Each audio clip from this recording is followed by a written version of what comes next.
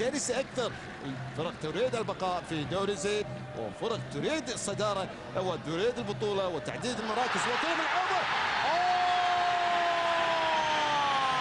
اشار حكم المباراه الى جول، الى جول، الى جول، وبالتالي فهد العريني يقول جول، يقول جول، لكن تيسير الانتف يقول ما هي معقوله جول،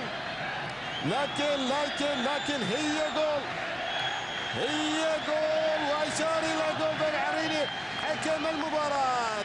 الجمهور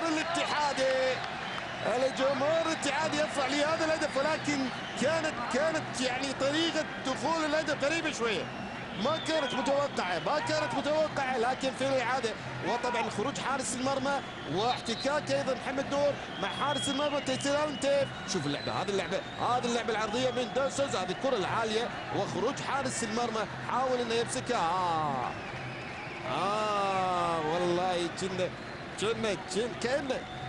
كأن فيها شيء مع حارس المرمى احتكاك، وبالتالي تيسير الانتيف، ولكن المدافع والله هي طبعا محمد نور هو اللي اشترك دائما، هو اللي ينفذ الكرات الثابته. دا سوزا بيلعب له كره لافه،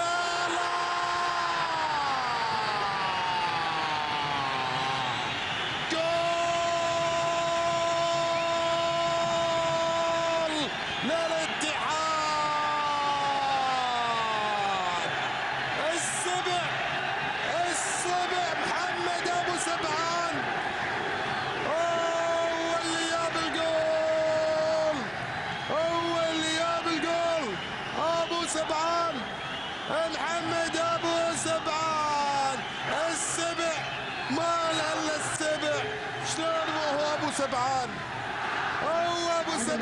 اعتقد هو اللي شبعان الان، خلى الجمهور الاتحادي شبعان.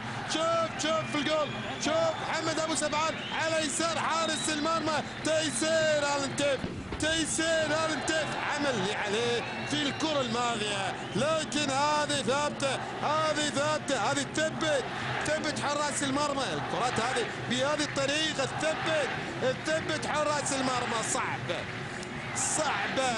محمد ابو سبعان بيجيب جول على تنفيذ ربيع الموسى، ينفذ الكرة الثابتة، لا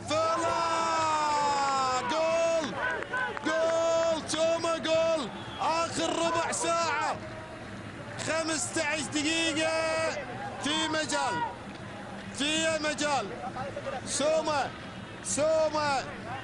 في الجول، سوما في ظل عدم تركيز لاعبي الاتحاد في الكرة الثابتة، شوف اللعبة الثابتة على طول، سوما غير مراقب تماما من دفاع العسيري وابراهيم الزازي في اللقطة الماضية، يحاول فيها لكن لا زالت ما فيها خطأ، وقاعد داخل المنطقة مو معقول، والتسديدة على طول، الله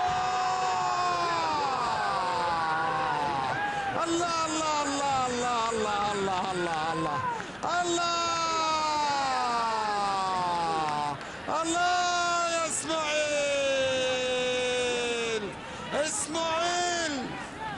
اسماعيل عجمي،